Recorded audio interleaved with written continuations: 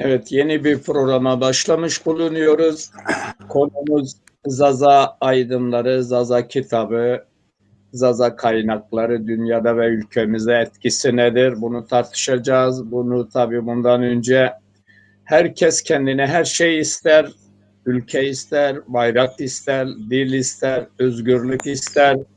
Dünyada, Amerika'da aynı şekilde dünyaya hakim olmak ister. Hep istemekle geçiyor ama Zazalar da artık haklarını istemenin zamanı gelmiş. Haklarını istiyorlar, kaynaklarını kendileri yazmak istiyorlar. Bu konuda önemli bir arkadaşımız var. Bu arkadaşımızın uluslararası kitabı çok dillere çevrildi. Şimdi o kitap hakkında bazı düşüncelerini almak istiyoruz. Evet, konuğumuz Vedat Kaymak'tır. Vedat Kaymak tarihçi, Zaza yazarıdır. Zaza tarihini ilk yazanların başından Vedat Kaymak geliyor. Tabii bir çığır açtı. Bunun arkasında başka çevreler de bu konuda yazı yazmaya, kitap oluşturmaya başlamış bulunuyorlar. Evet, Vedat Hocam yeni kitabın tabii hayırlı olsun. O kitaptan önce birçok kitaplarım vardı ama bu kitabın yabancı dillerde olduğu için güzel de bir kaynaktır. Bu kaynak çeşitli akademik çevrelerde de artık tartışmaya başlanmış. Kitabı kimi olumlu, Kürt çevreleri de olumsuz olarak yorumluyorlar. Bunun için de o kitap hakkında bazı paylaşımlarda bulunmuşlar. Bu kitap hakkında neden bu paylaşımı yaparken Kürt çevreleri rahatsız oluyor? İyi akşamlar Mehmet kardeş. İyi akşamlar bizi seyredenlere. Doğru, şimdi Zaza realitesi herkesi rahatsız ediyor. Herkesi değil de aslında Zaza halkını, varlığını istemeyenleri elbette ki rahatsız eden bir konudur. Bunu baştan tabii bizim Kürt dostlarımız geliyor. Bu kitabı şimdi sen de bahsettiğin gibi ilk olarak bir yol açtık. 2010 yılında ilk Zaza tarihini yazmıştık. Tabii o zamanlar bugünkü gibi öyle fazla kaynaklar yoktu. Zazalarla ilgili fazla ne kaynak ne yazılı bir şey vardı. Dolayısıyla öyle ufak bir kitap yazmıştık. Amaç bir yol açmaktı. Bugün tabii yeniden bir kitap ele aldım. Yeniden Zaza tarihine yazılışını daha doğrusu ele aldım. Ve geniş bir şekilde büyük bir kaynak malzemesiyle yeni bir Zaza tarihini yazdım. Birçok dillere çevrildi. 5-6 dile çevrildi. Şu anda 6. dile çevriliyor. Ve yani çıktılar diğer 5 dilde çıkmış piyasaya. Haliyle ister istemez bazı kurumları, kişileri rahatsız ediyor. Etsen yani benim için sorun onlar değil. Önemli olan Zaza halkının tanınmasıdır. Zaza halkı kendi kendini tanımasıdır. Zaza evlatları kendilerini tanımalarıdır. Kimdirler, nereden gelmişler, nereye gidiyorlar, ne yapmalıdırlar bu aşamada. Dolayısıyla Zaza tarihini, bu kitap sadece Zaza tarihini anlatan bir kitaptır. Yani şimdi genellikle geri kalmış ülkelerde insanlar birçok negatif yanları olmalarıyla birlikte bir önemli bir negatif yanları sürekli her şeye karşı olmaktır. Yani şimdi bu kitap çıkmış, onu bir kitapsa, bu kitap çıkmış, kitabı okumadan, içeriğini görmeden adamlar karşı çıkıyorlar. Şimdi kendisine aydınım diyen yazar, ya tarihçiyim, edebiyatçıyım, dil bilimcisi diyen bir insan bir kitabı, bir eseri okumadan nasıl karşı çıkabilir ya? Dünyanın neresinde yaşıyoruz? Demek ki Bu da ezberi bozmayan bir olaydır. Yani alışılagelmiş, geri kalmış ülkelerde her şeyi mazlum halka, zavallı halka götürebiliyoruz. Eskiden nasıl her şeyi halka götürebiliyorduk? Çünkü eskiden fazla yazılmış bir şey yoktu. Fazla yazılarımız yoktu. Fazla yani ele gelişmiş olanaklar yoktu. Böylesi teknolojik bir dönemde yaşamıyorduk.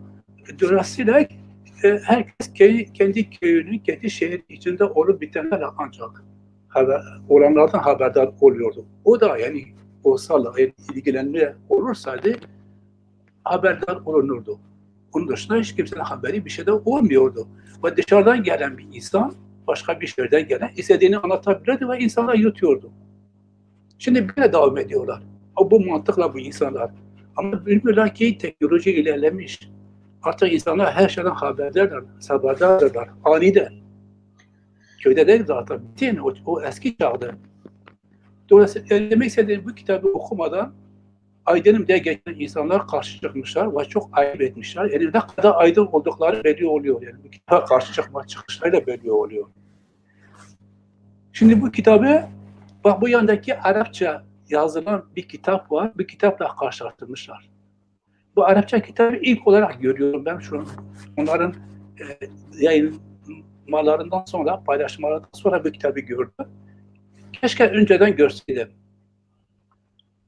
Bir de önceden görme olanağımız yoktu. Çünkü bu kitap, burada sonra ufak bir araştırma yaptım. Gördüğüm kadarıyla bir tane Arnavut asıllı, tabii Osmanlı döneminde yaşamış, 1900'larda Arnavut asıllı bir insan bu kitabı 1918'de Kürtler başlıklı diye bir kitabı yazmış. Bu Arapça görülen kitabı yayınlamış. İstanbul'da çıkmış bu kitap. 1918 yılında. Adı da Tarihi ve İçtimai Tetkikat olarak yazılmış. 1918'de İstanbul'da çıkmış. Ve ben baktım asıl kitap 1600 euro yapıyor. Şimdi demin baktım gördüm. Arapça. Ve diyorlar ki Zazalardan söz ediyor bu kitap. Keşke görseydim Zazalardan nasıl bahsediyor bu kitap 1918'de. Oysa ki biz Zaza tarihçileri, Zaza dil bilimcileri bir sürü araştırma yaptık, arıyoruz. O yıllarda Zazalarla ilgili bir şey göremiyoruz. Bu kitap varmış, haberimiz bile yokmuş. Ve deniliyor ki bu kitabı ben almışım. Şu anda görülen History of the Zaza People. Görüyorsunuz. Bu almışım bu kitabı İngilizce'ye çevirmişim. Kendi ismimi koymuşum, yayınlamışım. Olacak şey mi yani? Biz hangi devirde yaşıyoruz? Nasıl başkasını bir kitabı alıp kendi ismimi koyup yayınlayacağım? Görüyor musun? Yani öyle bir algı var. Tabii tamamıyla yalan bir şey. Ve aynı zamanda bu kitap 1918'de yazılmış, Türklere karşı da yazılmış olabilir. Ben içeriğini bilmiyorum. Çünkü okumadık, Arapça yazılmış. Şu anda bilmiyorum. Fakat sonradan gördüm ki 2014 yılında İstanbul'da çıkmış bu kitap ve tarafından çevrilmiş. Tuba Akemekçi biri tarafından Türkçe'ye çevrilmiş ve Türk Vakfı Yurt Yayınları tarafından yayınlanmış.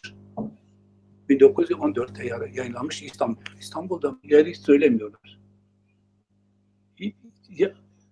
Galiba İstanbul'da yayınlanmış. Yayınları Türk Vakıf Yurt Yayınları tarafından İstanbul'da 2014 yılında yayınlanmış bir kitap. Şimdi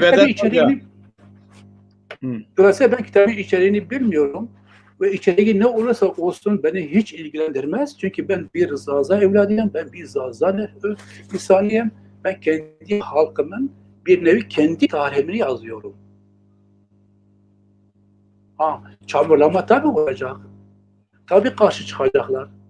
Bizi başkalarına benzetecekler, başkalarına diyorlar işte bak zaten adam buradan yazmış. Bu adam diyor ki uydurma isimler altında. Uydurma isimler. Uydurma değil ki benim ismimdir.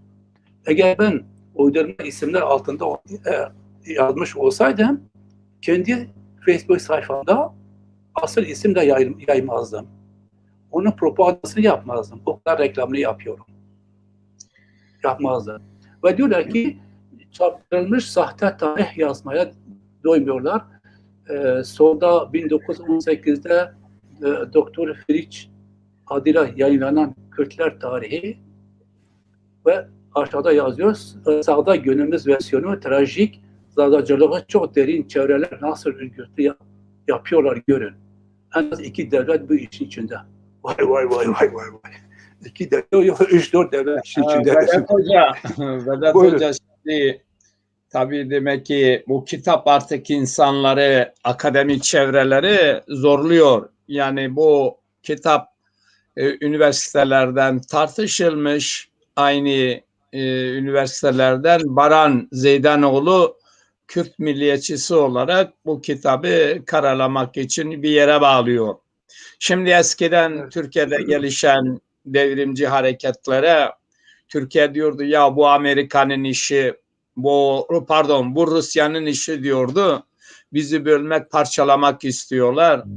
Tabii bu bağlamdan şimdi Zazalarla ilgili gelişmelere baktığımızda birinci derecede Kürtler diyor ki bu Kürdistan'ı parçalamaya yöneliktir. İşte bu sahtedir. Aynı Türklerin nasıl işte bu Sovyetler bizi bölüyor, işte komünistler dışa bağımlıdır falan filan diyordu. Şimdi Kürtlerin de böyle bir algı operasyonu var, böyle bir çalışması var. Yani kitabın adı sanı bellidir, sizin yazdığınız kitap. Uzun zamandan beri de üzerinde tartışmalar var. Ama o tartışmalar özellikle bizim çevreler arasındaydı. Akademik çevrelere bu kitap tartışılmaya, kaynak olmaya başlamıştı. Birçok dilden olması. Hatta çeşitli Avrupa, İngiliz, Fransız, Alman edebiyatçıları, tarihçileri de bunun üzerinde çok takip ediyorlar. Bu güzel bir kaynaktır. Bu kaynakta şeydir, yani Zaza halkının ilk defa yabancı dilde tarihi anlatıyor ki bu çok önemlidir. Şimdi dünyada keşfedilmemiş çok kaynaklar var. İnsan kaynakları, maden kaynakları, su kaynakları, yani bir takım hala dünyada başkaları tarafından bilinmeyen, keşfedilmemiş kaynaklar var. Şimdi Zazaların da kaynakları, Zaza halk kaynakları dünyada bilinmiyor. Ama yabancı bilim adamları Zazaların coğrafyasından su kaynaklarının olduğunu, insan kaynakları, gelecekte pazar edinme duruma düşeceklerini hesaba katarak bu konuları haliyle deşmeye çalışıyorlar, öğrenmeye çalışıyorlar. Şimdi bu kitaptan da rahatsız olan, yani Kürt milliyetçileri neden rahatsız oluyor? Kürt milliyetçileri Zazaların sırtında, Zazaların emeğiyle, Zazaların insan gücüyle kendi varlıklarını ispatlamaya çalıştılar. Bu dil konusunda da öyledir. Şimdi gerek sizin kitabınız, yani gerekse Zazaların diğer kaynakları onları her konuda huzursuz ediyor, rahatsız ediyor. Ama işin gerçeği budur ki hani halk deyimiyle diyor, hani meyveli ağaç taşlanır. Bunlar da taşlanması normal. Şimdi bu kitap sizinle anlattığınız gibi 1918'de kitap yayınlanmıştır Kürtlerle ilgili derken, ama o dönemde bile Zaza dilinin varlığından kitap bahsetmiştir. Yani şimdi siz bir bölgeyi ele alırken bir halktan bahsetseniz orada bulunan başka etnik sorunlar da varlığı olduğu için haliyle onlardan da bahsedecekler. Yani o dönemde efendime söyleyeyim 1918'de yani sadece Zazalar değil, ben inanıyorum o kitapta başka kaynaklardan da bahsediyor. Yani Çerkezlerden, Lazlardan. Çünkü bu coğrafyayı analiz ettiğin zaman yani sadece bir şey çıkmıyor. Birçok dil çıkıyor, birçok etnik sorun çıkıyor, birçok kaynaklara değinmek zorundasın. O dönemde de o yazarın tabii niyeti bugünkü bir Türkiye Cumhuriyeti yoktur. Türkiye Devleti yoktur. Osmanlı döneminde yazılmış. Kürtler de bugün o şu anda var olan Kürt partileri yoktur. Adam bir yazar olarak o dönemde o dönemin şartlarına göre böylesi bir tarih kitabı yazmıştır. Arapça yazmıştır hem. Bu kitapta Arapça yazılmış. Şimdi eğer ki bir görüş birilerinin işine geliyorsa çok iyidir. Adam bu yurtseverdir diyor, bu doğrudur diyor, bu güzeldir. Eğer işine gelmiyorsa bu tukakadır diyorlar. Yani yaramaz. Bize karşı yazılmış ya. Bu bizim halkımızı bölmek için, bizim ülkemizi bölmek için bu şekilde düşünülüyor. Peki neden yani diğer Zaza aydınları da bu kitaptan mı esinlenerek böyle bir şey yapmış? Bu anlaşılır değil. Dernek kurarsın Kürtler, Kürt siyasete karşı, parti olur karşı, kitap olur karşı, dergi olur karşı, müziğe de karşılar. Yani yarın müzik çalsan Zaza müziği buna da karşılar. Çünkü yakın zamanda tanıdığım bir arkadaş anlattı. Dedi ben Dersim İnşa Komitesi'ndeydim. Biz oraya kadar gittik. Biz orada dedi toplantıdaydık. Tabii Türkçe, Kürtçe konuşmalar oldu. Ben de Zaza'yım diyor. Ben dedim heval ben de Zazaca konuşmak istiyorum. Diyor ki divanda olan bana dedi ki dur sen orada dur sen ben de Zaza'yım ama Zaza'dan bahsetme diyor. Ondan sonra da diyor tabii benim onlara olan sempatim kırıldı diyorlar. Bizim dilimize yer vermiyor. Bugün dilimiz yok olmayla karşı karşıyadır. Sizin kitabınız tabii güzel bir kitaptır. Ama bu kitabın her çevreden tartışılması lazım. Bu şey hakkında yeterince yani bunu kim sana gönderdi Vedat Bey yani bu yayınlanmış olduğun Dara Gımgım ya da Baran Zeydanoğlu bu eleştiri yapanlar hakkında bilgilerin var mı? Yo tanıyorum bu insanlar ya. Ben hiç bunları rüyamda bile görmemişim. Yo buna haberim yok. Bir dost beni aradı bu sabah. Bir mesaj atmıştı. Dedi işte Vedat seni tanıdığım için orada böyle yazıları gördüm. Biraz yani zoruma gitti. Biliyorum kim olduğunu. Ondan dolayı sana gönderiyorum. Haberin olsun. Dedim Allah Evet. bu nedir? Neyse demek baktım yazıya işte acayip bir olay yani. Nasıl oluyordu bu insan? Yani acayip şimdi acayip yani şu çünkü bana dedi ki bu Zaza kökenli insanlarımız bu olayı geliştirmişler, yayınlamışlar. Başkalarına bu insanlara vermişler, bunlar paylaşmışlar. Onlar tabii paylaşmamışlar ama onlar tarafından orkestra ediliyor. Tabii ki yani bu biraz biraz acı oluyor. Zaza kökenli insanlarımız tarafından oluşumu yapıyor biraz üzüyor. Çünkü bunlar dil konusunda her şey yaptılar. Dilimizi götürüp başkasına mal ettirmeye çalıştılar, başaramadılar. Bu sefer tarihi de çarpıtmaya çalışıyorlar. Çünkü onların alanı değil bu da. Adamlar bir kere de okumamışlar da. İşte üzücü bir olay. Bir yanda da benim yani acayipime gitmiyor çünkü tamamen normal olarak görüyorum. Zaten onların politikaları budur. Demin sen de söyledin ya Mehmet Çokar kardeş. Yani onlara karşı, onlarla birlikte olmayan ya da onları savunmayan her görüş, her düşünce, her yazı karşıdır,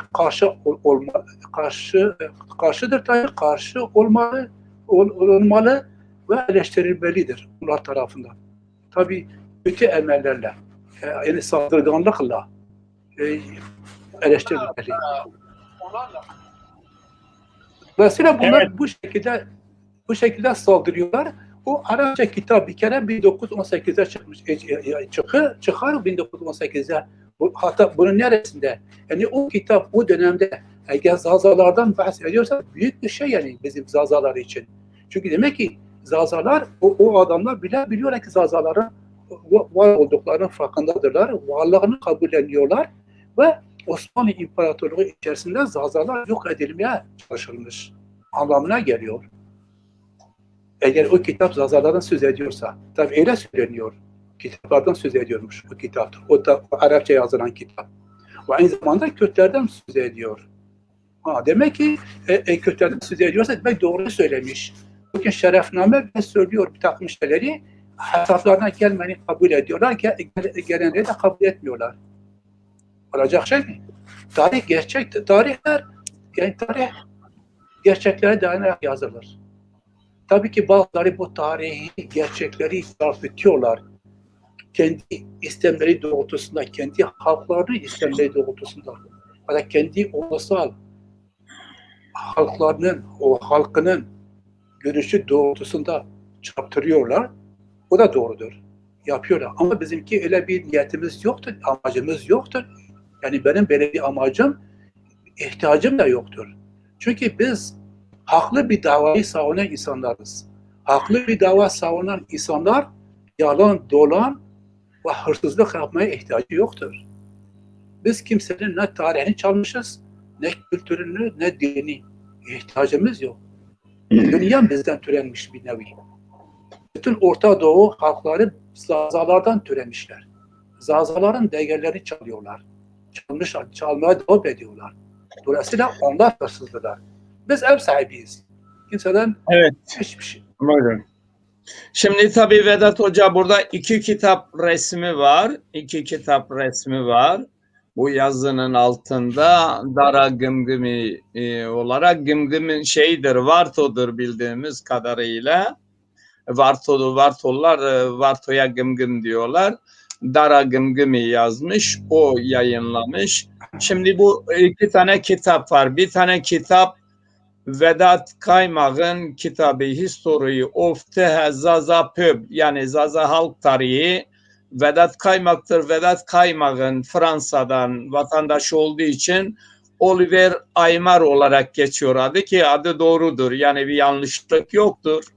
Yani Vedat Kaymak'ın Fransız vatandaşı olduğu için Fransızcası, adı soyadı Oliver Aymar'dır. Yani kitap Oliver Aymar, Vedat Kaymak'ın kitabıdır. Tabii Vedat Kaymak daha önceden olmadığı için vatandaş eskiden değildi. O zaman da Vedat Kaymak olarak geçiyor. Kitap iki dilden, yani burada iki isim görünse de Vedat Kaymak, şu karşımızdaki Zaza tarihçi yazarı Vedat Kaymak'tır. Kitabı History of the Zaza Pulp kitabı da Vedat Kaymak'ın kitabıdır. Yani bizim Vedat Kaymak Zaza tarihçisinin iki tane ismi var. Bunu belirtmekte yarar var insanların bilmesi açısından. Birisi Vedat Kaymak, ikinci ismi de Fransız vatandaşı olduğu için de adı Oliver Aymar'dır. Yani bu Avrupa'da yaşayan birçok insanların hani Vedat Kaymak gibi herkesin iki tane ismi olduğunu bilmeyen de yoktur. Bunun için orada bir iftira yatıyor, sahte isim değildir. Kitabın yazarı buradadır. Adı Vedat Kaymak, Oliver Aymar'dır. Yani bence bundan sonra yani bu isim yazılırken Vedat Bey bu şekilde belirtirsen daha güzel olur. Yani Vedat Kaymak, Oliver Aymar. Çünkü senin birçok kitabın Vedat Kaymak olarak geçiyor. Bu son bir iki kitabın da haliyle olarak geçiyor. Oliver Aymar olarak geçiyor. Bunun için bence Vedat Kaymak, Oliver Aymar olarak yazmak bence yerinde olur. İnsanlar da belki o kişi de o da aldanmış. Yani bunu yazan kişi burada yoktur. Eğer bizi izliyorsa o da katılabilir. o kişinin de bilgisi dışından böyle bir yanlış bilgi verildiyse haksızlık yapmayalım. O kişi de belki bilgileri yoktur. Yani bilgileri yoktur. Onun için de böyle bir paylaşımda bulunmuş. Yani benim kanaatimce durum ben böyle görüyorum. Tabii bilinçli olarak da yazmış. Onu da belirtmekte yarar vardır. Ama sonuçta iki kitap var. Bir kitap 1918'de yazılmış. O kitapta da Kürtlerden bahsetmiş, Zazalardan da bahsetmiş. Yani bu da ilginçtir. Biz nasıl bu ekranlarda biz Türklerden, Kürtlerden, herkesten bahsediyorsak o kitapta da Arapça yazılmış. O dönemde de Osmanlı'nın resmi dili Arapça olduğu için Arapça yazmış. Yani o dönemde ülkede Latince yoktur. Osmanlı İmparatorluğu var. Bu kitap Osmanlı İmparatorluğu döneminde resmi dilde yazılmış. Resmi dilde Arapça. Fakat bu kitap daha sonradan da Türkçe'ye çevrilmiştir. Latin alfabesine bunu da bilmeyen arkadaşların bilmesi açısından bir hatırlatmada bulunuyoruz. Yani kitap neden Arapçadır? O dönemde kitap Arapça yazılıyor. Bütün kaynaklar Arapçadır. Çünkü Osmanlı döneminde Latin alfabesi yoktur. Onun için de o kitap o zaman öyle yazılmış. Evet, yeni katılan arkadaşlarımız var. Yeni katılan arkadaşlar için Vedat Kaymak'ın yazdığı History of the Zaza People, yani Zaza Halk Tarihi bir kitabı var.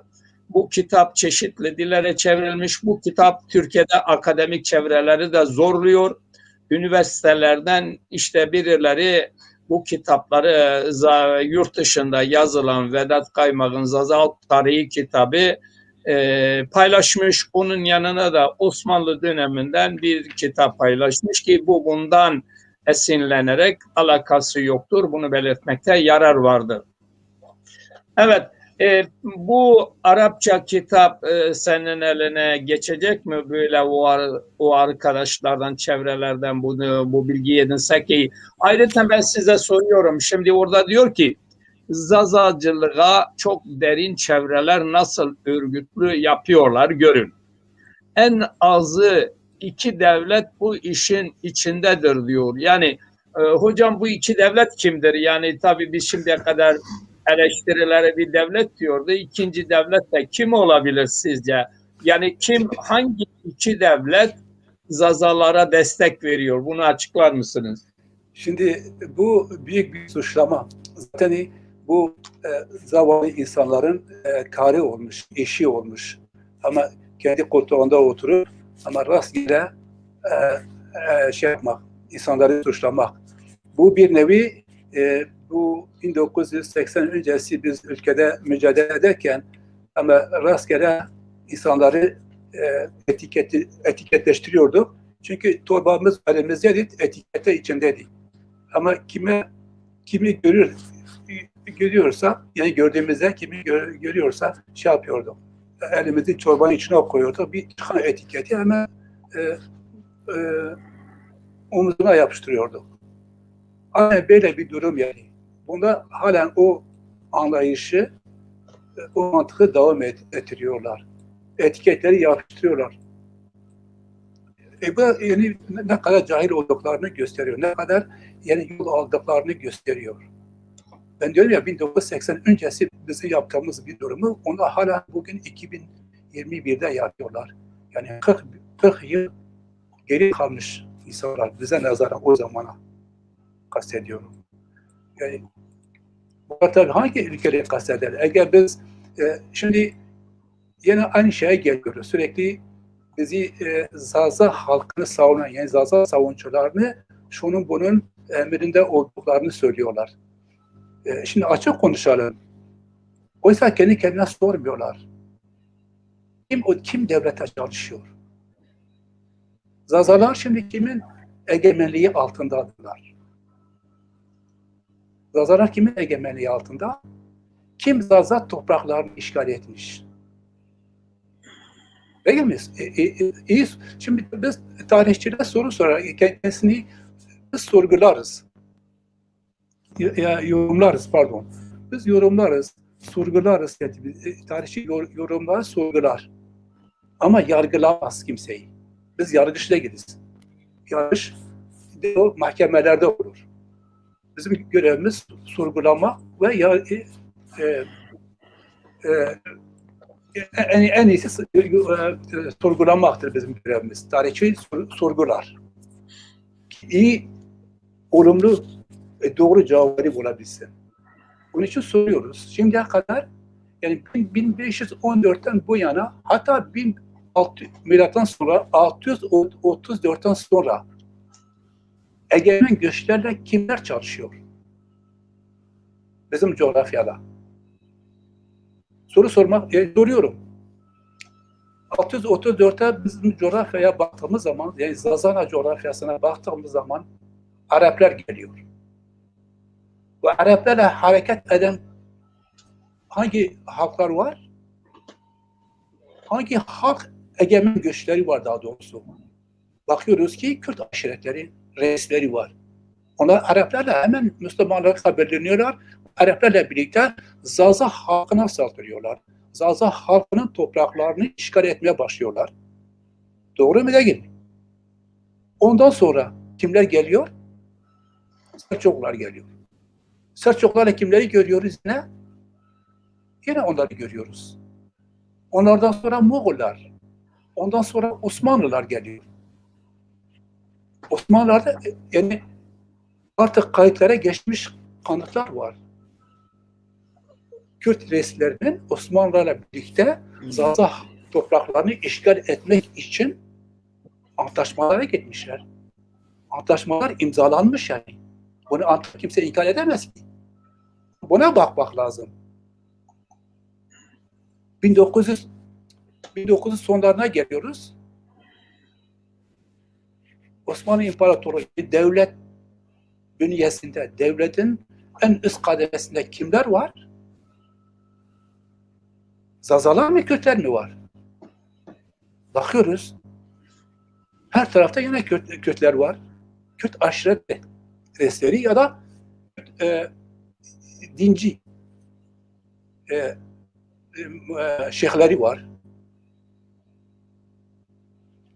Ve Kürtler için gerçekten sadece Kürtleri memnun etmek için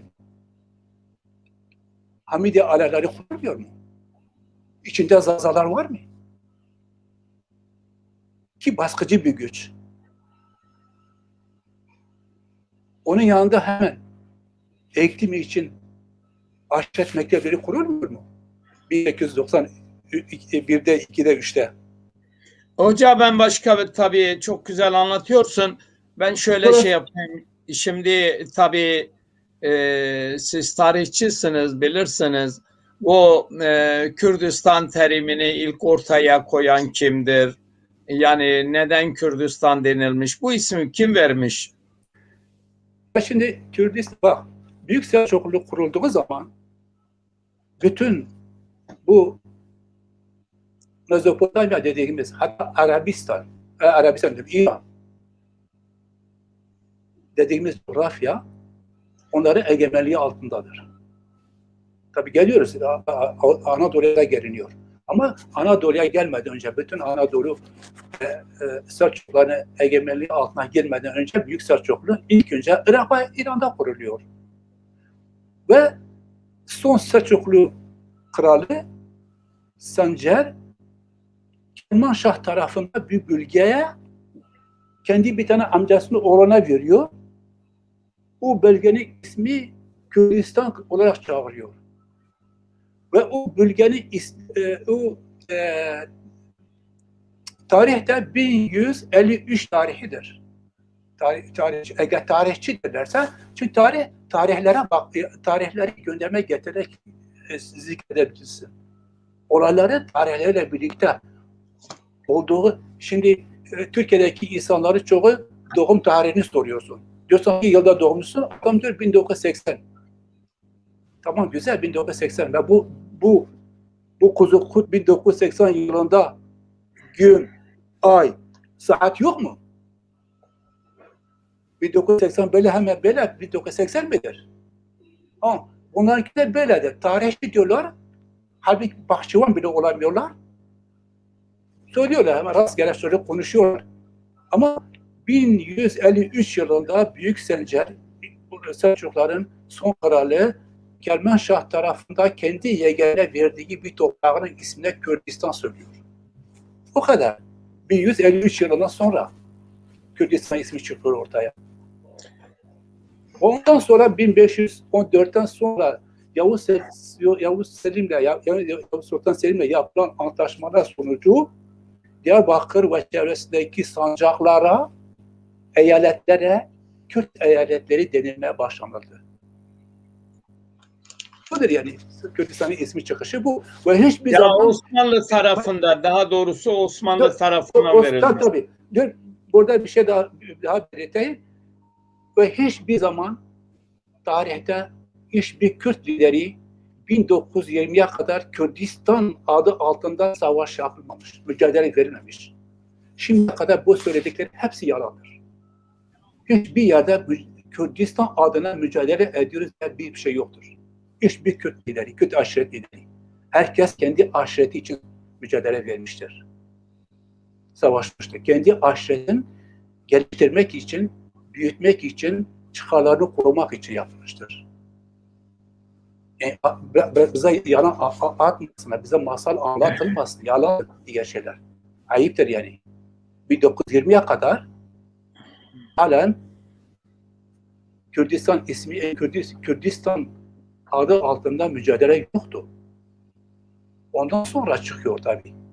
Wilson'un 14 tane maddesi gereğince ne zaman ki 1927'de Sevr Antlaşması yapıldı, dedik Kürtlere Türkiye'de özellik vereceğiz.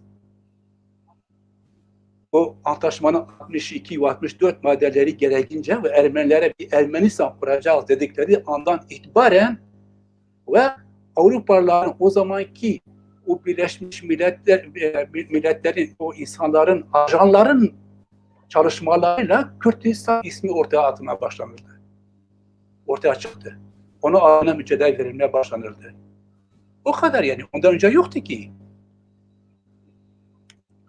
Evet. Tarih budur. Evet. Ama yalan atmak istiyorsan o ayrı bir olaydır. Evet. Vedat Hoca, peki bu 1918'de yazılan, Arapça yazılan bu kitap Kürtçülüğe mi hizmet ediyor, Zazalığa mı hizmet ediyor? Yani o dönemde bu kitap Kürtler adına yazıldıysa Zazacılığa karşı mıydı? Bunu nasıl değerlendiriyorsun? Tabii bunlar çok önemli sorulardır. Yani şimdi diyor ki Zazacılığı çok derin çevreler nasıl örgütlü yapıyorlar, görün. Yani Evet.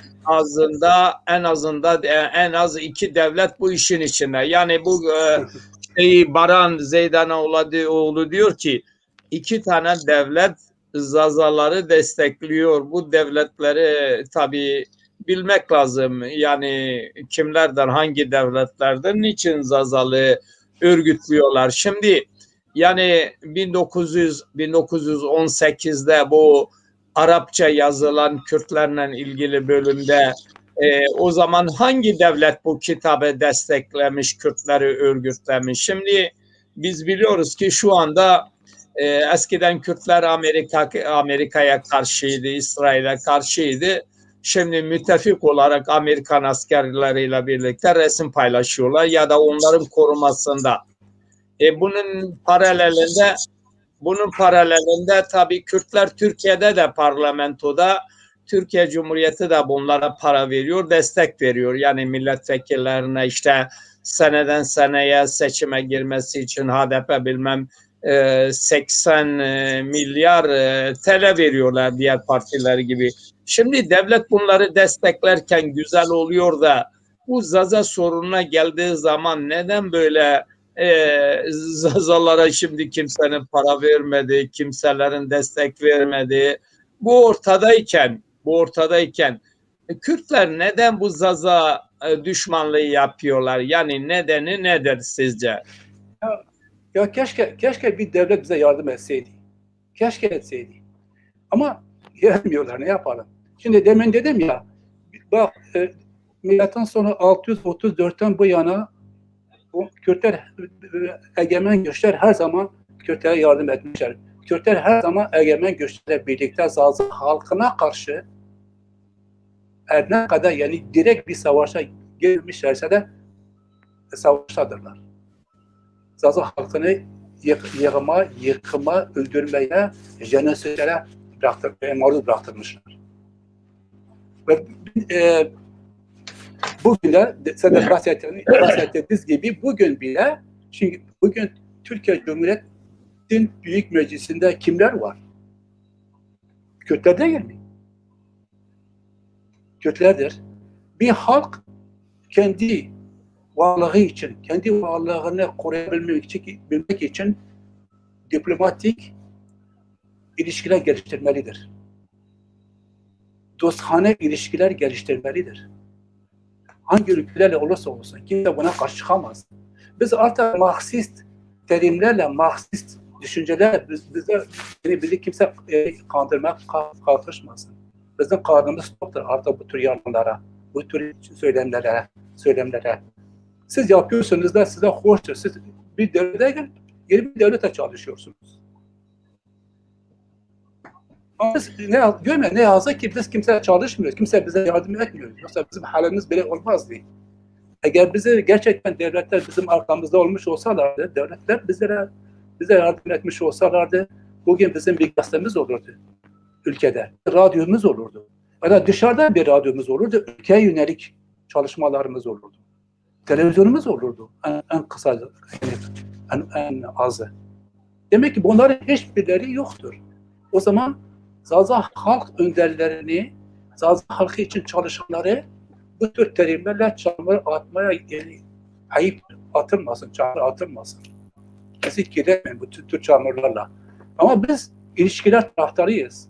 Biz halklarla, devletlerle ilişki kurmak taraftarıyız tabii. Biz kendi halkımızın çıkarı için ilişkiler geliştirmek istiyoruz. Ama kimse tabii şimdiye kadar kimse bize yardım etmezler. Çünkü Zazalara kim yardım eder? Hiçbir ülke çıkarı olmadığı zaman sana yardım etmez. Kim gelir Zazalara yardım eder? Zaza'nın topraklarında ne var? Yeraltı zenginlikleri var mı? Olsa dahi kimler sömürüyor o zenginlikleri bugün? Kimler elindedir? Dış güçler gelip şu anda bizi ezenlere karşı bizi savunurlar mı? O birkaç yeraltı zenginliği için savunmazlar. Çünkü o zenginlikler bir nevi değişik yollardan yine onların kasalarına gidiyor. Yani onların hazinelerine gidiyor.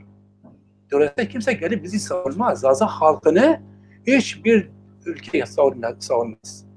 Yani bugünkü şartlarda ya şimdi tabii siz savunmaz dersiniz ama Vedat Bey siz savunmaz dersiniz ama bu federasyonun başındakiler dediler ki işte bu Avrupa ülkeleri özellikle Fransa Mahmut Çağdaş'ı destekliyor diye açıklama yaptı. Yani buna ne dersin? Yani adamın konuştu. Siz de duydunuz yani. Ya bunlar hepsi fasifiso şeyler de işte bir devlet nasıl yani bir devlet koskoca bir devlet kalkıp Mahmut Çağdaş'ı mı ciddiye alacak? Yani ayıp değilse utanır bu tür şeyleri söylemeye ya. Ciddi insanlar bu tür şeyleri konuşmazlar. İkinci bir şey yayılan insan yani bu kitabı benim kitabı bu diğer kitabı yanına koyup yayılan kişi ona soruyorum. Sen Kürtler için bugüne kadar ne yapmışsın? Sen ne kadar Kürtsün? Onu bile açıklasın ilk önce. Evet başka bir sorumuz var tabii. Başka bir soru. Şimdi Zazalar gerçekten sahipsiz bir toplum. Yani Avrupa'da fonlar vardır. Avrupa'nın her ülkesinden. Yani dünyada yok olan dillere, kültürlere yönelik her devletin fonu vardır. Tabii UNESCO diyor ki işte bu Zaza dili de ölüm döşeğinde yok olmayla karşı karşıya ama bu Zaza siyasetçileri, Zaza tarihçileri, Zaza aydınları bu konuda hiçbir varlık gösteremedi. Yani UNESCO'nun her ülkede UNESCO kuruluşları vardır. Yani gerek ülkede, Türkiye'de de var UNESCO bürosu. her ülkede var. Zaza aydınları, tarihçileri, siyasetçileri, dernekçileri, bilmem yazarı, çizeri, bunlar hiçbir varlık, yani UNESCO'dan evet siz böyle bir şey söylüyorsunuz, bizim de sizden taleplerimiz nedir diye bir girişimde bulunmadılar. Aynı zamanda o Zazaların çevreleri bu Avrupa'daki insani olarak yok olan diller, kültürlerle ilgili fonlardan da yararlanmıyor. Yani bunu neden? Yani şimdi diyelim ki bütün Anladım. Soruyu anladım Mehmet kardeş. Sorunuzu buyurun. anladım.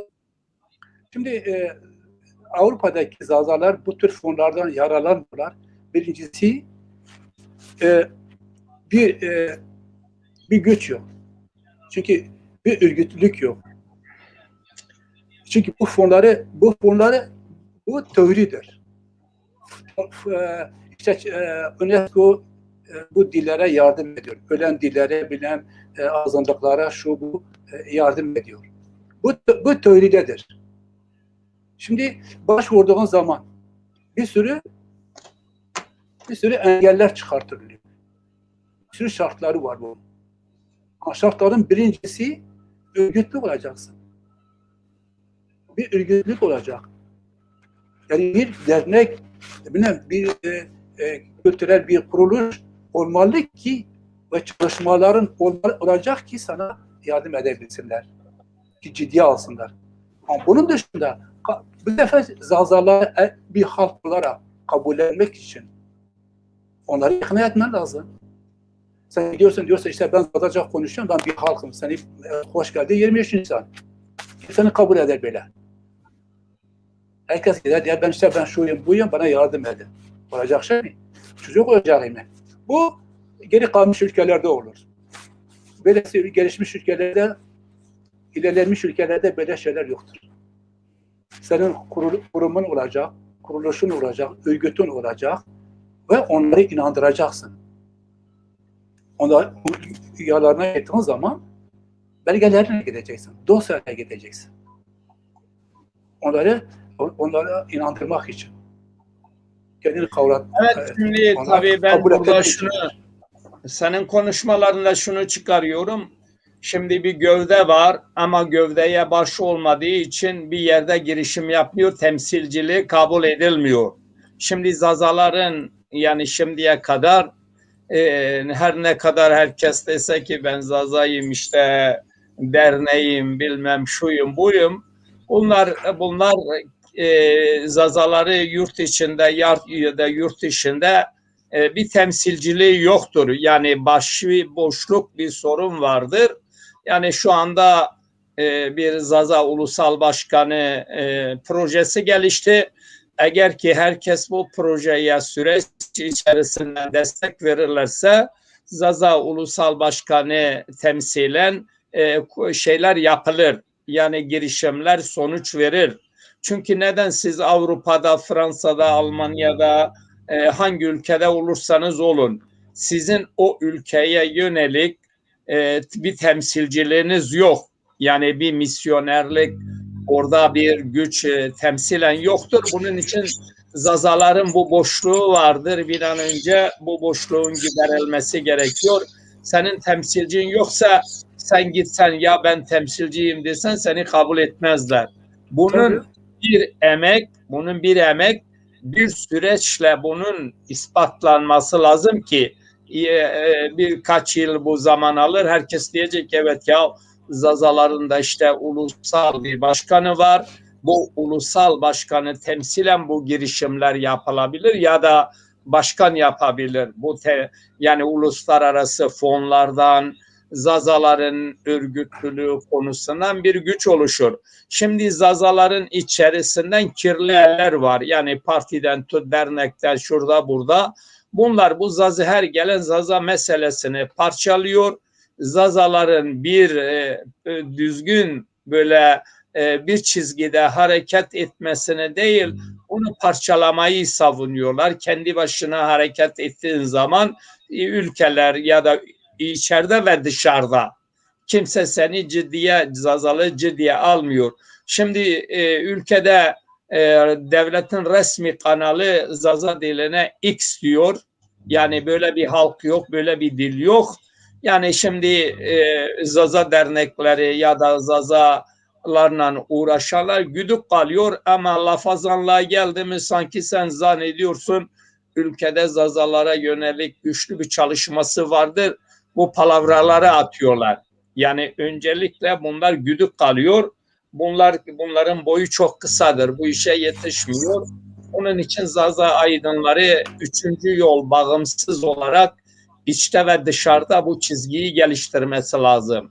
Yani bu bölüp parçalamak bunların başkalarının güdümünde olduğu için istemiyorlar. Yani diyorlar ki işte benim olsun, parçam küçük olsun, böyle hareket ediyorlar.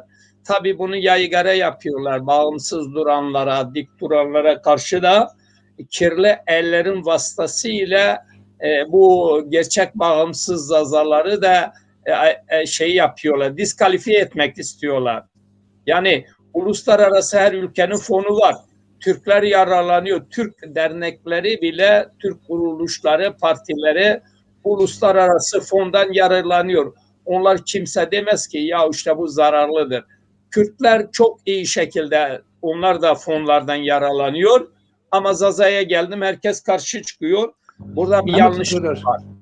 Şimdi Mehmet kardeş, şimdi biz burada yaşıyoruz. Aşağı yukarı 40 yıl oldu. Ve aşağı yukarı buradaki bu bürokrasinin nasıl işlendiğini az çok biliyoruz. Yönetimin de nasıl olduğunu biliyoruz. Şimdi senin ciddi bir dernek bile, bir dernekten başlayalım. Senin bir derneğin olduğu zaman, bir dernek kurduğun zaman derneğin amaçları statülerde geçiyor. Yani programında derneğin amaçları nedir? Yazman gerekiyor. Değil mi? Ve onlara veriyorsun. Ve içeri veriyorsun. Ona bakıyorlar. Senin yazdığın o amaçlar onların kanunlarına uygun mu? Uygunsa tamam derneğini açabilirsin, işlemlerine başlayabilirsin.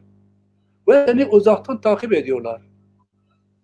Ne tür çalışmalar yapıyorsun o dernek ismi altında.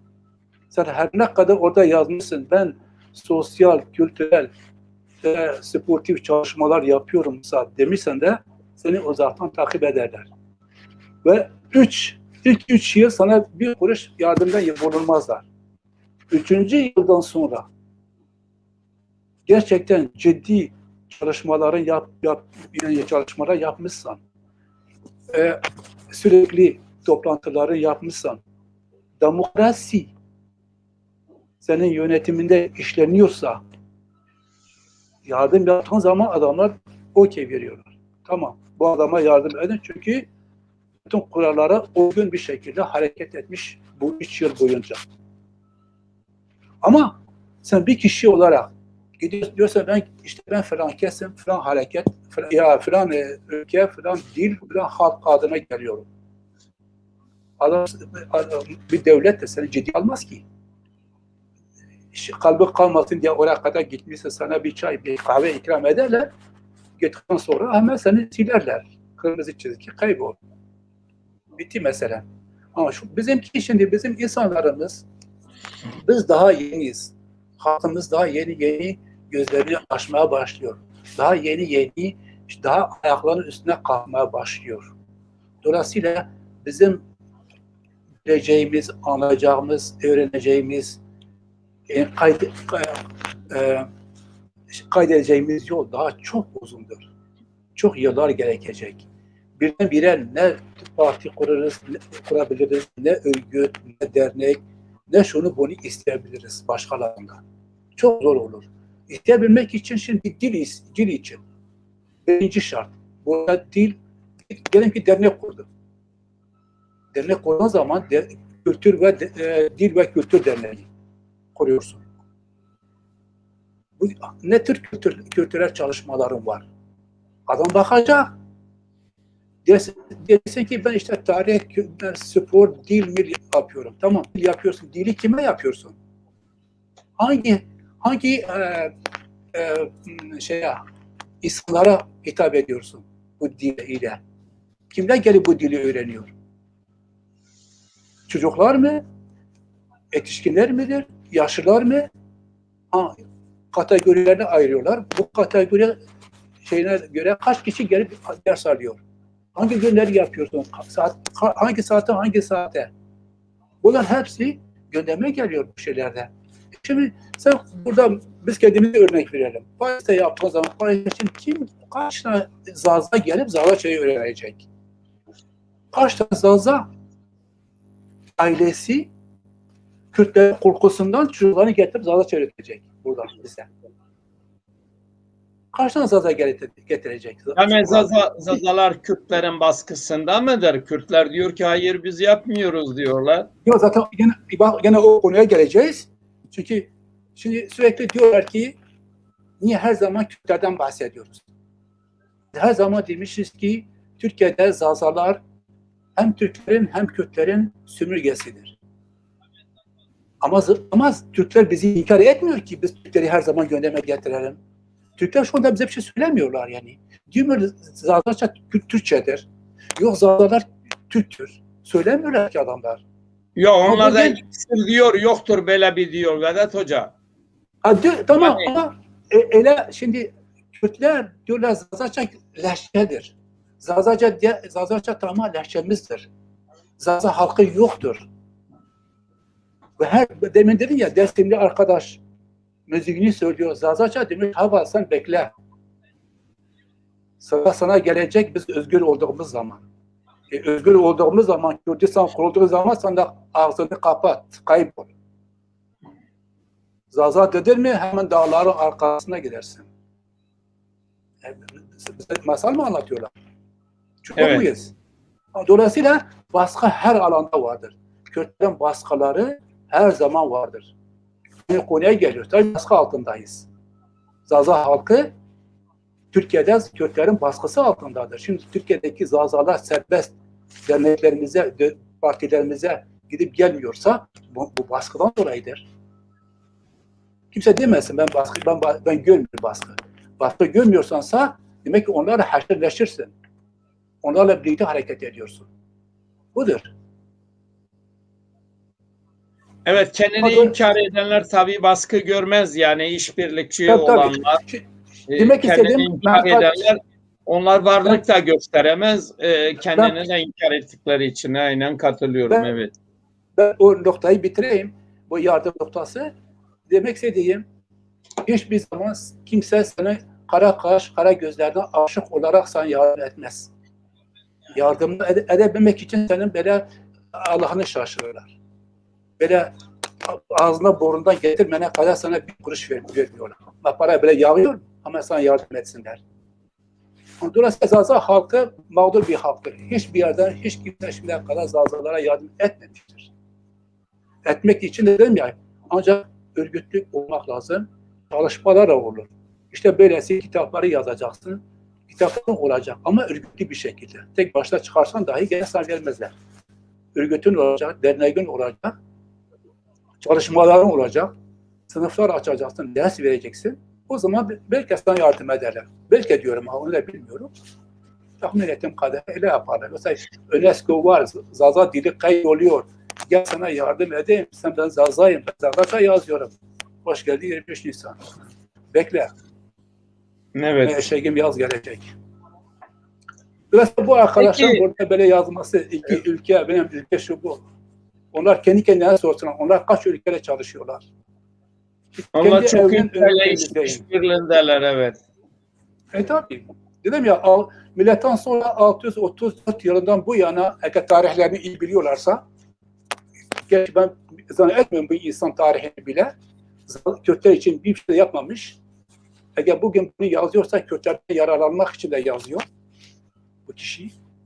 Çünkü Türkiye Cumhuriyeti ona bir mevki hemen önerseler o Kürtleri bile inkar eder. Dolayısıyla Kürt bile değil bu insanlar. Ben böyle insanlarla iş yapmak istemiyorum. Muhatap olmak istemiyorum. Onlar anti-Kürt, anti-halklar. Evet. Peki Vedat Hocam, yani soru şu, neden bu Zaza, adam yazıyor ismine 2-3 defa Zaza diyor. Zaza, Zaza, Eza, Zaza bilmem ne diyor. Bu adamlar sizin bu değerli kitaplarınız üniversite çevrelerinden yankı buluyor. Bunlar sizin kitapları, yani diğer Zaza aydınların da kitaplarını paylaşmıyorlar. Yani bunu neye bağlıyorsun? Niçin böyle bunlar gerçekten sahte Zaza mıdır? Bunlar ciddi Zaza mıdır?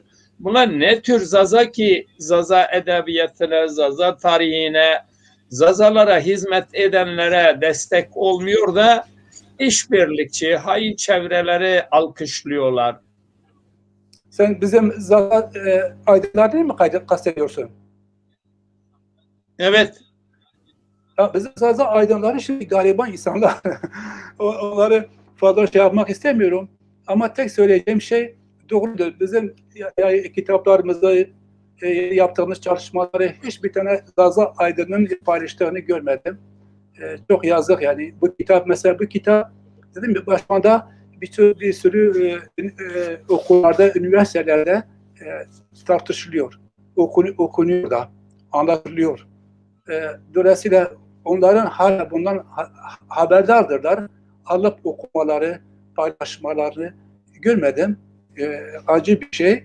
Onu da şeye bağlıyorum. Hani Lenin'in bir kitabı vardı. Kapitalizm, çocukluk hastalığı neyle bir kitap var, başlığı vardı. Çocuk hastalığı diye bir kitabı vardı. Şimdi bizimkiler buna da bu çocuk hastalığı diye ya da çekememezlik hastalığı var bizim insanlarımızda. Ondan dolayı bu aydınlarımız yapmıyorlar bu paylaşımı. Bir de egemen güçlerin aydınlarından etkilenmişler. Çünkü orada o mayayla yoğrulmuşlar insanlarımız. O mayayla yoğrulan bizim insanlar çıktığı zaman daha da kötü oluyor ortaya. Çünkü süpürgenin süpürgesi çok kötü oluyor. Birine özenerek bir şey yapmak çok kötü oluyor. Yani kopya çekerek yaptığın zaman anlaşılması, uygulaması zor oluyor yani. Yani bir şeyi kopyalayarak ya da uygulamaya kalktığın zaman aynısını yapamıyorsunuz. Zor oluyor. Dolayısıyla bizim insanlarımız bana göre onlar egemen güçlerin aydınlarından etkilendikleri için yani oradaki mayayla yoğurduklarından dolayı onlar da böyle şey yapıyorlar yani. Çekememezlik var. İşin yani önemli daha belki daha kavramamışlar. Böyle bilmiyorum yani ben buna bağlıyorum yani. Yani İşin önemli kavramadıklarından. Yani diyorsunuz bunlar kitapları mı kavrayamamış yoksa kendileri mi yetersizliği var? Yani şimdi kendilerinde ulusal bilinç edinememişler mi? Yani Ben diyorum ki onlar kendilerinde ulusal bilincini daha geliştirmiş yapmamışlar. Kendi zazalıklarını gerçekten anlamına varmamışlar. Şimdi sürekli büyük devrimciler diyorlardı ki bir ülkede devrim yapabilmek için ilk kafada yapılmalı. Sen kafanda devrim yapmayana kadar maddi hayata uygulayamazsın. Sen bir şeye inanmadığın zaman uygulamak çok zor olur. Demedim ya kopya çekerek o zor olur yani. Zor yani. Şimdi demedim ya bu zavallı adam bu kitabı yanına koyan insan. Ben zavallı insan diyorum. Şimdi bugün Türkiye Cumhuriyeti ona desek sana şura mevki veririz. O koşa gider yani. Kürtlüğünü unutur. Şimdi ben onun yüzüne bütün Kürt kardeşlerimizi şey yapmaya hakkım yoktur. Yani Kürt dostlarına hakaret etmeye hakkım yoktur. Ama o zavallı insandır. Kendi halkını satacak insandır. Kendi çıkarı için. Şimdi bazı insanlarımız da böyledir. Bizimkiler tam olarak kavramamışlar bu işi bana göre. Ben nasıl biliyorsam bir insan... Fakat Hoca şimdi bizim Zaza insanları, aydınları diyor ki yani böyle kendilerini hiç zora sokmadan, gönüllülük temeline hiçbir şey yapmadan hepsi zannediyor ki işte yani çok havadan para gelecek, bunların önüne serecekler. Bunlar da bu paralarla işte bir çalışma yapacaklar. Öyle mantıksız bir şey olur mu? Yani zaten bu en çok ezilen halkların sorunu bu gönüllülük temelinden gelişiyor. Herkes normal yaşamını sürdürüyor ama Zaza meselesine geldi mi ya öyle zannediyor ki işte diğer partiler insanlara milyonlar veriyor. Onun için o partiler, o örgütler yürüyor. Yani bizim bu çevrelerin en büyük yanılgıları da budur. Yani zaten bu baskı altında demek ezilenlerin kendini ifade etme sorumluluğudur. Kendini var etmesidir. Yani zaten her şey parayla olacaksa zaten bunun bir şeysi olmaz yani. O konuda da fikrin nedir bilemiyorum tabii. Şimdi yazarlık. Tabii tanınmış yazarlar kazanıyor hayatlarını. Bizimkiler belki de bunlara özeniyorlar. Hemen şeyi kazanç, yani ne diyorsun, maddi şeye getiriyorlar. Konumuna getiriyorlar. Oysa bütün yazarlar, sanatçılar hep yoksulluk içinde yaşamışlar. Onlar bu işleri yaptığı zaman yani yazıyorsun, çiziyorsun. Sen hem yani zevkin için yapıyorsun, zevk için yapıyorsun. Yani sanat bir zevktir. Diyorsun benim mesleğimi seviyorum, yapıyorum. Ben yani maddi tarafına bakmıyorsun. Ama yazarlık da bu kitap yazmak, hele bizim gibi tarihi yazmak, bu tarih, halkların tarihini yazıyorsun. Demek ki o halk, tamam başka halkını da yazabilirsin. Ben şimdi Kürt tarihini de yazdım. Ben yarın kalkıp İngiliz tarihini de yazabilirim. Burada Fransız tarihini de yazabilirim. Son yıllarını. Örneğin diyeceğim ki 1970'ten 1990'lara kadar yazabilirim. Ha, bu demek oluyor ki ben bu dalı sevdiğim için yapıyorum. Parasına bakmıyorum. Bak, para kazanacak mıyım, kazanmayacak. Ona bakmıyorsun ki. Sevdiğin için yapıyorsun. Ama bizimki bir halktır üstelik. Biz diyoruz bu halk tanınmamış. Bu halk kimse tanımıyor. Bu halkın şimdiye kadar yazısı olmadığı için biz bu durumdayız. Ben sana demin dedim 2010'da çıkardığım ilk Zaza tarihi yokluktan var ettik. Yazdığımız zaman kaynak bulmuyordu. Yazı bulunmuyordu. Ve halen de diyorum Zazalarla ilgili kaynak bulabilmek için biz insanların ayaklarının altındaki o izlerden Zaza tarihini yaratmaya çalışıyoruz. Yoktur. Geçmişteki insanlarımızı eleştiriyoruz. Niye bize bir şey bırakmadılar? Bugün ben kendim bu tarihçi olduğum için ben diyorum benden sonra gelen nesil hiç olmazsa bir şeyler olsun ellerinde. Bir kitap olsun, görsün, ona göre istedikleri yazarlar tabii. İnanırlar, inanırlar. İnanmazlar, inanmazlar. O ayrı bir olay. Ama ben buna inanıyorum. Halkım için bir şeyler yaratmalıyım. Ve aynı zamanda bir halk, tarihsiz bir halk, hafızasız bir halka benzer. Hafızasız niye deli bir adama deli diyorsun? Hafızasını kaybettiği için. Değil mi? Ama bizimki de öyledir. Yani biz şu anda biz sersem deli gibi ortalıktan cirit atıyoruz. Çaresiziz. Rotamızı kaybetmişiz. Rotası yani Zaza halkını hafızasıyla başkaları mı oynadı? Başkaları, tabii başkaları oynadı. Bu da söz müdür? Başkaları Zaza tarihini, hafızasını yaktı, yıktı, kaybettirdi. Şimdi biz yeni bir sürü zorluklarla ortaya çıkarıyoruz. Bütün varlığımızı ortaya koyuyoruz, çıkarıyoruz. Bizim aydınlarımız buna sırt çevirmişler. Bizim insanlarımız buna sırt çevirmişler. Bunun kadar değerli bir kitap var mı? Ama ben şunu iddia ediyorum şimdi Vedat Hocam araya giriyorum tabii kusura bakma. Şimdi ben şuna inanıyorum. Sen bir mal üretirsen o malının pazarlamasını yapacaksın.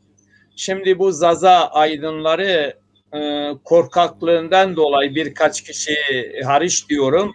Bunlar kitaplarını pazarlamaya çıkmıyorlar. Yani bunun yurt içinden panel yapmıyorlar, toplantı yapmıyorlar. yurt dışına da geldikleri yok. Yani bir şey yapma imkanları da var.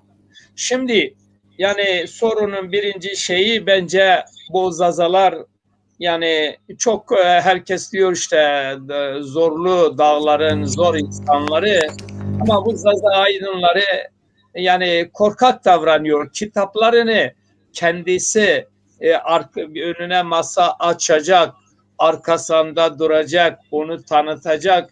Böyle bir çalışmayı yapmıyor. Ya da şöyle diyor, bazıları da diyor ki, ya diyor işte e, efendime söyleyeyim niçin yapmıyorsun? Ya diyor ki ben kitapları satamıyorum, alan yok, bilmem ne yok.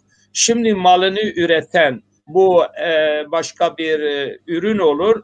Senin emek verdiğin çok önemli bir değerdir, önemli bir üründür. Sen bu ürünü yapıyorsun ama o ürünü ortada bırakıyorsun. Onun arkasında durmadığın zaman da sahibi çıkan olmuyor.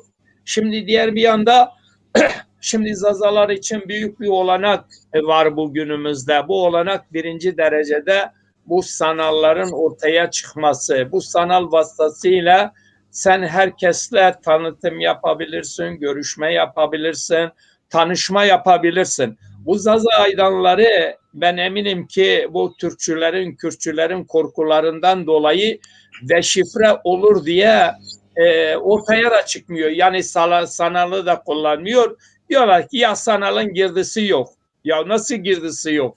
Sanalda güçlü Tamam. bir şekilde tanıtımı var. Tamam Mehmet Yoldaş, ben burada araya ben de görüyorum. Birincisi zannetmem yani. Zaza halkı, Zaza aydınları kitaplarını tanıtma şey değil. Yani korkak değil. Korkak aslında şu şekilde korkak. Eğer genel anlamda, felsefi anlamda ele alırsak entelektüel kesim zaten küçük burjuvaziye giriyor ve küçük burjuvazi kaypak bir sınıftır. Kaypak bir kategoridir. Anlamadım. Yeniden izah eder misin anlaşılması için? Küçük burjuvazi kaypak bir kategoridir. Evet. Yani, kimleri burada açıklaması yani nedir? entelektüel dediğin, yani aydın dediğin insanlarımız bu kategoriye giriyor. Ve insan istemez yani çekingen olur. Yani kaypak olur. Ama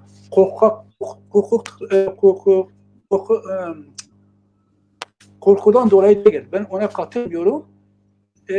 Çünkü diyorsun ki pazarlamasını bilmiyorlar. Buna pazarcı değiliz. Orada biz karpuz mu satıyoruz? O koskoca bir şeyler üretiliyor. Tabii ki bunlar istiyorlar ki yani başkaları alıp yararlansın bu üretilen şeyden, yaratılan şeyden insanlar yararlansın. Bunun reklamı şimdi burjuvazi çok güzel yapıyor. Ama imkanları var. Reklamlarını yapıyorlar. Televizyonlarda, radyolarında, diğer gazetelerinde filan yapabiliyorlar. Bizim Zaza aydınların imkanları yok ki kitaplarını piyasaya çıkarsınlar. Nasıl reklam parasını verecekler? Nasıl şuraya buraya şey yapacaklar? Yani satabilirler. Bir de satma, yani ayıp olur yani. Sen kitabı çıkarıyorsun, satmak için çıkarmıyorsun ki. Şimdi ama, aydın Mehmet. aydın demek bir tabakadır. Yani bir kişi değil ki. Aydın demek. Mehmet, ben bitireyim. Ondan sonra ikinci bir şey, önemli bir şey. Bak sana bir şey söyleyeyim. 1800'lerde Karl Marx Paris'te kalıyordu. 1840'larda. Friedrich Engels Londra'da kalıyordu. Ve o zaman adamlar açlıkta ölüyorlardı. Karl Marx burada bir tane odada 6 metrekarelik bir odada yaşıyordu. Adam Friedrich Engels'e diyor ki beni kritik et. Tanrı'yla ki insanlar beni tanısın, yazdıklarımı alsınlar, okusunlar ki kiramı çıkartabileyim. Odamın kirasını verebilmem için bu yazdığım makaleleri satılsın. Ama kimse beni tanımıyor, bilmiyor. Tanımam için sen beni kritik et. Ve kritik ediyordu. Başı çıkıyordu ona, yazılarına. Ve öyle tanınmaya başladı. Şimdi bizim insanlar çıkarıyorlar. Seven de sevmeyen de. Hiç bakmıyor bir kere yazılarına. Okumuyorlar. Kritiği boş ver. Kimse bakmıyor, okumuyor, bir şey yapmıyor. Ondan sonra kalkıp rahat diyoruz. Tabii koltuğumuzda oturmuşuz. Adamlar korkaktır, adamlar tüccar değil, adam seyyar satıcı değil. Salatalık mı satıyor? Seyyar satıcı olsun, bağırsın, çağırsın. Onun propagandası siyaset yapanlar, siyasetçiler bu aydınların propagandasını yapmalıdırlar. Ne kadar yapsalar onların yararınadır. Siyasetçi insanların yararına olur, aydınların propagandasını yapmaya. Onların kitabı satılır, onların örgütleri gelişir, onların dernekleri gelişir ve onlar siyasi olarak kaydederler ve Zaza halkını için yararlı olur. Ama bizim ne dernekçilerimiz ne siyasetçilerimiz ortada görünüyor. Kitaplara sahip çıkıyor. Buyurun Mehmet Yoldaş, kusura bakma. Tabii şimdi Zaza Aydın'ı denince bir kişi akla gelmiyor. Birçok aydınları diyorsun. Aydınları çoğuldur sonuçta. Yani evet. Şimdi Zaza Aydın olarak geçinen gerçekten çok sayıda arkadaşımız var. Bu arkadaşlarımızı arasından bir iletişim yok. Diyelim ki bir arkadaşın kitabı çıkarır. Herkes bunu paylaşır. Buna sahip çıkar. Arkasından da başka bir kişi yayını çıkar, kitabı çıkar, ona örgütlü olarak. Şimdi aydın dediğin insanlar örgütlü değildir. Yani bunun büyük sorumluluğunu kimse, yani diyelim ki bir aydınlar diye bir derneğimiz bile yoktur. Burada bir sorun var. Herkes aydın geçiniyor ama bir aydınçanın oluşması için yani bir gruplaşmanın, bir derneğin olması lazım, bir kurumun olması lazım. Şimdi bunları da arkadaşlara anlatıyoruz. Ya sen şuna başkan diyorsun, buna karşı, öbürüne ne diyorsun? Ama sen aydınım diyorsun, bir aydın hareketin, Zaza Aydın hareketin oluşması için bir dernekleşmenin, bir kurumlaşmanın olması gerekiyor. Bu da çok şarttır. Yani İstanbul gibi bir yerde yurt içi yurt dışında 7 kişinin desteğini alırsan bir Zaza Aydınlar Derneği niye kurulmuyor? Yani burada bence imkansızlıklardan değil, imkan sahibi olup şeyi olmak istemiyorlar. Bunlar bence gizleniyorlar. Yani ben böyle düşünüyorum. Yani ben ona bağlıyorum. Ben de bu konuda bir şey söyleyeyim. Buyurun. Aydınlar görüş alışverişine bulunabilirler. Ama aydınlar siyasetçilerin istemleri doğrultusunda şey yapamazlar. Mehmet kardeş bir telefon geldi. Önemli bir telefonda. Kusura bakmasın biraz beklesek. Tamam, ben reklam koyuyorum araya o zaman. Siz ona bakın, ben reklam koyuyorum. Devam ediyoruz. Evet. Kesildi, tamam kestim. Kesildi. Zaza halk tarihine ışık tutan tarihçi Vedat Kaymak yeni bir kitapla siz Zaza halkını ve batılı oryantalistleri aydınlatmaya devam ediyor. Evet, tarih durmaksızın ilerleyen bir yaşam kanunudur. Ve bu yaşam diyalektiğinde asırlardır tarihin karanlık sayfalarına hapsedilmiş Zaza tarihi Vedat Kaymak'ın kalemiyle gün yüzüne çıkmaya devam ediyor. Vedat Kaymak'ın son çıkan Zaza Halk Tarihi kitabı 3 dilde yayınlanarak siz Zaza halkına ve dünya halklarına rehber olmaya devam ediyor.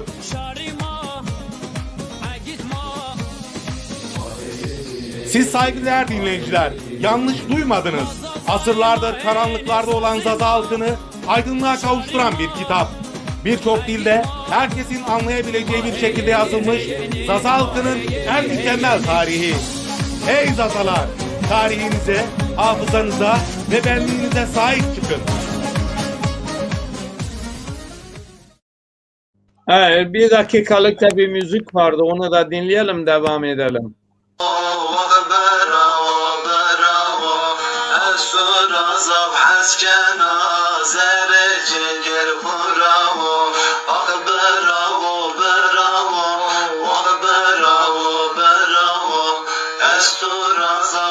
جنازه به جره خورم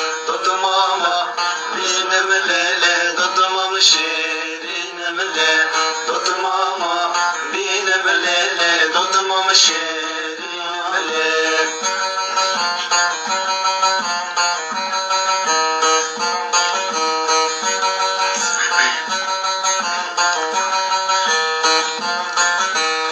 Eşenada ve gazek ve belbiyakis gezek dolmuş devra vurzana keçide beni lezek Eşenada ve gazek ve belbiyakis gezek dolmuş devra vurzana keçide beni lezek tutmama binim lele tutmam şerinim le tutmama binim lele tutmam şerinim le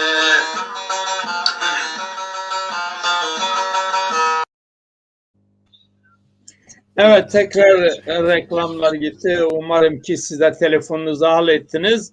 Evet, yeniden tartışmamıza dönüyoruz. Telefon şey yapamadım. Tam zamanda kaldıramadım. O şey yaptı. Neyse. Şey söylüyordum. Aydınların bir dernek kurması, bir ilişki içinde olmaları. Aydınlar ilişki içinde olabilirler. Buna kimse karşı çıkmaz. Ama aydınlar siyasetçilerin istemleri, düşündükleri gibi yanına gelemezler. Şimdi siyasetçi insanlar dernek kurabilir, parti kurabilir, örgüt kurabilir, sürekli hareket halinde, sürekli ilişkiler halinde, sürekli koşuşlar, mitingler, yürüyüşler, şu bu yaparsın, yapılır. Ama aydın bunu yapamaz. Aydın bir insan kendi dünyasındadır. Hele yazarlar kendi dünyalarındadırlar. Bunu ancak onlar anlarlar. Siyasetçiler onları anlayamaz. Sen bir siyasetçi adam gelemez diye siz niye yani gelemiyorsunuz, ne birlikte hareket edemiyorsunuz? Olamaz çünkü bu aydınların tabiatına karşı olmuş olunuyor. Çünkü bir aydın adam, yani bir yazarlıktan bahsediyorum, sanatçılardan söz ediyorum. Ben demek istedim bunlardır. Bunlar dernek, örgüt kuramazlar. Çünkü görüşler aynı değil. Dünya bakış açısı aynı değil. Düşünmek aynı değil. İlhamlar aynı değil. Ben bir kitap yazıyorum, bir roman yazıyorum. Ben nasıl gelip senden yardım isteyeceğim? Mehmet Yoldaş. Olmaz. Ben bir senaryo yazıyorum, ben kendim senaryomu yazıyorum. Kendi görüşüme göre bir film yapmak istiyorum. Ben kalkıp sağdan soldan nasıl ben şey yaparım? Onların bakış açıları. Başkasının çubuğuyla, değneğiyle yürüyemem yani. Sanatta böyledir. Ben böyle sanatı algılıyorum. Onun için sanatçılar bağımsız olmalıdır. Neden sürekli diyoruz sanatçı bağımsız olmalı, özgür olmalı, halkın malı olmalı? Bundan dolayıdır. Sağa sola koşamaz. Ama bazıları belli dönemlerde taraf tutmuşlar. Hatırlıyorlar aktif olarak. Ne zaman? Gerçekten sen halkın varlığı yok olduğu dönemlerde, baskıların yoğun olduğu dönemlerde tabii ki zaman zaman karşı çıkacaksın. Taraf tutarsın. Ama işini gücünü bırakıp, düşünceyi bırakıp gelip sokaklarda bağırmakla, derneklere gitmek, örgütlere girmek, partilere girmek olmaz. Senin bütün zamanın kaybolur gider. Ama bir siyasetçi bunu bir sanatçıdan istediği zaman o zaman ben diyorum ki o siyasetçi egoist bir siyasetçidir. O insanı gelişmesine önünde bir engeldir. Ben öyle algılıyorum. Evet, tabii sizin görüşünüz saygı duyuyorum ama ben tabii biraz farklı pencereden baktığım için ben kendi görüşümü söylüyorum. Şimdi Tabii. aydın demek sadece bir kitaba, bir romana kendini adayacak, toplumsal gelişmeye seyirci kalacaksa burada aydınlığı da gidiyor. Yani aydın olmak için o halkın yönlendirilmesine, efendime söyleyeyim siyasal olarak yol göstermesine bağlıdır. Yani ben bunu gerek ülkede gerek dışarıda buluyorum. Elbette ki bazı insanlar siyasetten uzak durabilirler. Ama bazı aydınlarımızın o halkın siyasetine dahil olması için kitap yapması bir engel değildir. Yani bir roman yazması, bir bilmem ne yapması. Şimdi diğer parti örgütlere baktığımızda Yani Kürt hareketini Kürt aydınları yönlendiriyor. Bu perspektif olarak hem yayınlarını çıkarıyorlar hem de kendi örgüt partilerine faaliyet gösteriyorlar. O Türkler de böyle, başkalar da böyle, diğerler de böyle. Ben böyle görüyorum. Yani çalışma günü olduğu zaman Türk çalışacak. Çalışma önünde bir engel teşkil. Şimdi aydın demek, sanatçı demek farklı şeyler. Aydın, şimdi bir gazeteci bir aydındır. Bir öğretmen bir aydındır. Bir memur bir aydındır. Farklı şeyler. Şimdi bu insanlar tabii ki siyaset yapabilirler. Halka yol gösterebilirler. Bir de bu sanatçı dediğim insanlar, yazar insan daha doğrusu. Yazarlar tabii ki halka yol gösterebilirler. Ama yazılarıyla, yani yazı düzenindeki çalışmalarıyla halka O dışarıdan desteklemektir. Yani tamam. Dışarıdan beslemektir. Dışarıdan desteklemek, sen yazılarınla eğer bir yere şey yapmak istiyorsansa hizmet etmek istiyorsansa yapabilirsin. Ama ben kendim şahsım diyorum ki burada şahıslar değil, biz burada genel konuşuyoruz. Bütün aydınlar, tamam, tabii ki ben genel konuşuyorum, aydınlar için söylüyorum. Yani aydınlar da yazarlar için söylüyorum. Yazar sanatçılar için söylüyorum. Ama diğer katman yazarlar, aydınlar tabii ki örgütlere girmelidirler, derneklere girmelidirler. Yardım etmelidirler. Farklı şeyler yani yazarlıkla sanatçılık ve aydınlık farklı şeyler bana göre. Ben yazarları söylüyorum, bu sanatçıları söylüyorum. Onlar örgütlerde yer almaları ben kendim taraftar değilim. Yani genel olarak taraftar değilim. Çünkü düşünme açısından, zaman açısından uygun değiller. Olmuyor. Yani sözü şeyden dolayı söyledik, bizim aydınlar için söylüyoruz. Bizim aydınlarımız bence korkak değiller. Yani bu yazarlarımız daha doğrusu yazarlarımızdan bahsediyoruz. Bizim ne gazetecimiz var, ne gazeteci gördük, ne sendikacıyı gördük, ne de bir öğretmen gördük, ne de şunu bunu gördük. Üniversiteler görmedik bunlardan. Sadece birkaç tane yazarımız var ortalıkta. O yazarlarımıza yani adamlar kendi dünyasındadır. Kendine bir şey koymuşlar. Onun içinde bir takım şeyler üretmeye çalışıyorlar. İyi mi kötü? Ama birlikte hareket edilemez. Şimdi geçenlerde durmadan işitiyordum. Birileri diyordu ki tarih bir kişi işi değildir. Tarih birçok kişi yazmalıdır. Ve sen duvar mı yapıyorsun birkaç kişi katılacak duvarın yapımına? Bir tarih nasıl birkaç kişi yazacak? Olacak iş mi? Sen birkaç kişi belirsen, bir tarih yazsan hiç yazamazsın. Yazılmaz. Şimdi ben bu kitabı yazmak için ben birkaç kişi bekleyeceğim. Kaç kişi o seviyeye gelir, kaç kişi öyle ben gibi düşünür, kaç kişi ben gibi görebilir. Araştırmalarının zamanı bana göre ayarlar yazar. Olacak iş mi?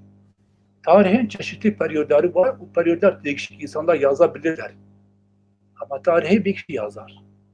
Sen diyorsun ben bir tarih yazıyorum, belli bir döneme hitap ediyorum. Dönemi iyi biliyorsun, yazarsın. 10 kişi beraber yazmana gerek yok ki. Yani sen yazmışsın diye tarih olmayacak mı? İşte insanların mantığı böyle olmaz ki. Böyle dediğin zaman kimse tabii cesaret etmez yazmaya. Tarihçilerimiz yazmaz artık. Peki yazan var şu anda, çıkartmaya bile korkuyorlar adamlar. Evet, yeni gelenler için tekrar bir özet yapın kısa. Ondan sonra yayınımız uzadı. Güzel bir açıklamalar bulundunuz.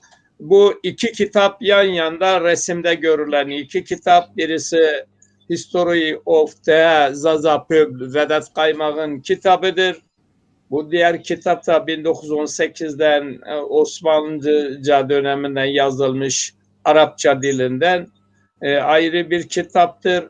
Vedat Kaymak'ın kitabı birçok üniversitelerde tartışıldığı için bir akademisyen bu kitapları işte sahibi belli değildir. Vedat Kaymak'ın kitabı demek istiyor. Bir karalama yapmıştı. Vedat Kaymak da bu kitabın yazarıdır. 2 tane ismi vardır. Bir ismi Vedat Kaymak, diğer ismi Oliver Aymar'dır. O kişiyi burada aydınlatmaya çalışıyoruz ki kitabın yazarı da buradadır, sahibi de buradadır. Evet. Söz sende. O kişi Mehmet Odaş deden akademisyen falan değil. Ne akademisyeni? Adam kahveci bile olamaz. Kahveci bile değil belki de. Çünkü sıradan bir insan böyle almış yanına getirmiş. Dedim ya, o adam gerçekten diyorum yani bu insanlar bilmiyorum nasıl onları tarif etmek daha iyi olur. Değil yani. Sıradan bir insan almış bu kitap, belki bu kitabı şeyler görmüşler. Ne ismi, internet üzerinde görmüş, almış yapmış. Madem sen o kitaptan haberdarsan, okumuşsan, o zaman içeriğini söylemiş olsaydın, yazaydın. Değil mi? Onlar okumadan yazıyorlar. Aynen katılıyorum. Kulaktan dolma kelimelerle bu insanlar ortaya çıkıyorlar. Şimdi hani diyorlar sivrisinek bir şey değil ama mide bulandırıcı. Aynen bir şey, böyle bir şey oldu. Bu durumu da. Eğer gerçekten o kitabı okunmuşsa insan özetini yazar. Bu kitapta böyle söylüyor. Ama benim kitabımda okumuşsansa aradaki fark budur ya da birini tamamlıyor ya da aynı şeydir. Söylenilir. Ama ne o okumuş ne bu okumuş, hiçbir şey yokken ikisini ortaya atmak ve çamurlamak çok kötü bir olay yani. Dolayısıyla bu insanı, bu kişinin ne kadar yani kişiliksiz olduğunu ortaya koyan bir şeydir. Bir teori. Aynen katılıyorum. Aynen katılıyorum. İnşallah bu kitap her tarafta da yankıyı uyandırır, halkımız için önemli bir kaynaktır. Buyurun. Ya biz istediği kadar çamur atsın. Zaten bu düşmandan her zaman beklenen bir olaydır. Sen savaşa gidiyorsun, sen diyorsun ki bana kimse ateş etmesin. Olacak şey mi? Olur tabii. Çamur atmak da olur, top da atarlar, her şey yapılır. Ama önemli olan azimli bir şekilde yoluna devam etmektir. Biz bir halkız. Zaza halkıyız. Biz haklı bir davanın savunucularıyız. Hiçbir zaman geri adım atmayız. Ve davamızı kazanacağız. Çünkü haklıyız. Kitabımız, her şeyimiz ortada. Biz saklı bir şey yaptığımız bir şey yoktur. Eğer biz ülkelerle bitireyim Mehmet Odaş, eğer biz ülkelerle ilişki kurabilsek, bizi davamızı savunmak açısından kurarız. Ama ne yazık kimse bizi ciddiye almıyor. Bu kadar kimse bizi ciddiye almadı. Bu konuda gerçekten çalışmalarımız da olmadı. Yani bu şey anlamına gelmesin. Bırakın artık bizi korkutmaya, onunla buna çalışıyorsunuz. Biz çalışabilsek çalışırız. Ama şimdiye kadar çalışmadık. Siz çalışıyorsunuz. Siz çalıştığınız zaman hoştur. Hiç kimse bir şey söylemiyor. Büyük Gülistanlıktır. Ama başkaları yaptığı zaman hemen etiketler açıktır. Hazırdır. Hemen yapıştırılıyor. Değil mi? Biz kendi halkımız için elimize gelirse biz diplomatik ilişkiler kurarız. Koymaya da çalışırız. Bu History of the Zaza People amacı da budur. Uluslararası arenada Zaza halkını tanıtmaktır. Zaza halkı için bir lobi oluşturmaktır. Budur çalışma. Ben ya Türkçe yazmadım, bilerek yazmadım. Halkımız ancak uluslararası bir dayanak alarak kendi dilini, kültürünü, tarihini geliştirebilir. Yoksa biz yamyamların içinde kalırsa bizi yutarlar, yok ederler. Aynen katılıyorum. Tabii yeni kitap yazanlar için de tabii başarılar diliyorum. Yeni ki Zaza tarihiyle ilgili yeni kitaplar çıkar, edebiyatıyla ilgili, sözlükle ilgili birçok konulardan da tabii yeni yazanlara da başarılar diliyorum. Umarım diğer arkadaşlar da bazı kitaplarını yabancı dile çevirmeleri de önemlidir diye düşünüyorum. Peki sizin bir sorunuz var mı başka? Başka bir şey yok. Sorum yok Mehmet Odaş. Çok sağ ol. Teşekkür ederim. Siz de sağ olun, var olun. Siz de sağ olun. Görüşmek Teşekkür ederim ben de. Bir başka programda yine sizin gibi değerli bir üstadı yanımızda görmek isteriz. Güzel bir program oldu. Güzel açıklamaların oldu. Herkesin bu konuda duyarlı olması, Zazaların bütün yayınlarını paylaşmaları lazım, sahip çıkmaları lazım. A'dan Z'ye kadar her şeye sahip çıkalım hep birlikte. İyi akşamlar.